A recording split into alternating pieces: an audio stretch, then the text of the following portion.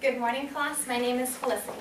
Did you know that you can help treat patients, guide their path to wellness, and be able to support them with counsel along the way, earn about $70,000, and only need 2 extra years of schooling beyond your undergraduate?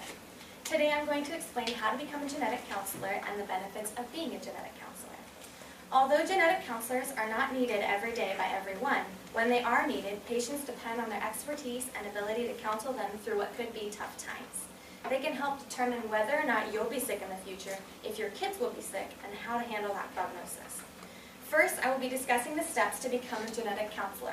I will then break down what a genetic counselor does in everyday practice, and finally, I will explain the benefits of being a genetic counselor.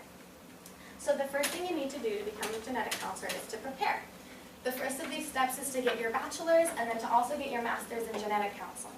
You can get your bachelor's in a wide variety of disciplines because this profession requires not only you to counsel patients but also to know the sciences behind it. So you can do biology, you could do public health, you could do psychology. You also have to get your master's, which is only 2 years after your undergraduate. You can go anywhere from UC Irvine. My interview went to Brandon, which is up there. That's in Massachusetts. The second thing you need to do to prepare to become a genetic counselor is to volunteer. Get to know what you're getting into. My interviewer said that she did volunteering at her school to help students plan out their schooling. So this had nothing to do with genetic counseling, but she got experience helping other people out and advising them.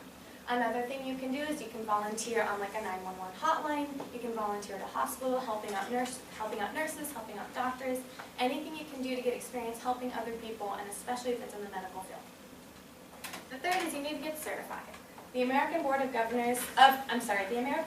Genetic Counselors needs to know that you are certified to become a genetic counselor, and you need to be able to do that to help anybody out.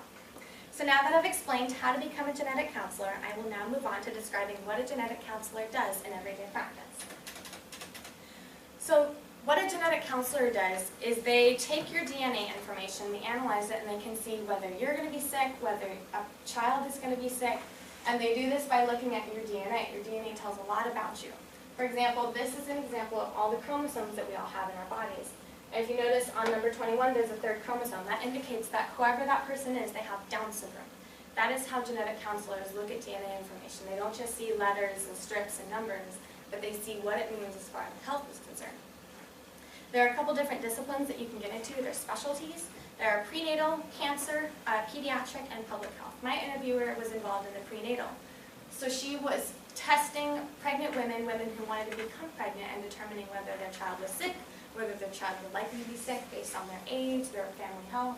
And that's one thing that they do is they utilize also your family health, your background, your information to determine if you're sick, if you're going to be sick, if a family member could be sick. They can do that with cancer, which is very prevalent nowadays. So they do the DNA testing, the consultation, and then the counseling. This is an interesting fact to me. 80% of rare diseases are caused by faulty genes, and that can be detected by a genetic counselor. This one said that 34% of respondents said that they would not seek genetic testing for cancer. Blows my mind, because if you can be healed quicker, or if you can stop something, in advance, I would totally get tested for cancer by someone who knows what they're doing. So now that I've described the benefits, now I will describe the benefits personally and professionally of being a genetic counselor. So the first is that there is job growth, 41% of job growth in the next 10 years. This is because as of 2012, there are only 2,100 licensed genetic counselors in the nation, and that's really small for such a profession. The pay is average about $69,000, and you can get upwards of $85,000. That's according to the Bureau of Labor Statistics. Considering you only need 2 extra years of schooling, that's a high pay for what you can do. They get more flexibility than a doctor does. My interviewer only worked about 4 days a week, and she got to choose her hours. Another one is that you get to help others. You're helping people who are sick, who might become sick, and you get to counsel them. I asked my interviewer, isn't it tough to give people these tough prognoses? And she said, I would prefer that the information come from me, because I've been trained. I know how to handle this and how to counsel them, rather than some doctor who's just going to diagnose you and send you on your way. So it's specialized. The need is there. There are many people who get cancer, who have birth defects, and genetic counselors can help you through that and can help determine whether or not that's going to happen. So in conclusion, today I first explained how to become a genetic counselor. I then described what a genetic counselor does in practice, and I concluded by explaining the benefits, both personal and professional, of being a genetic counselor. Genetic counseling is not a very big, well-known profession. However, I hope that learning about what they do and how they are valued has opened your eyes and widened your possibilities for your future career. Without the commitment and education required to become a doctor, genetic counselors are able to work in an advancing field, work alongside doctors in treating patients, and change lives by guiding and counseling people who need your expertise. Thank you.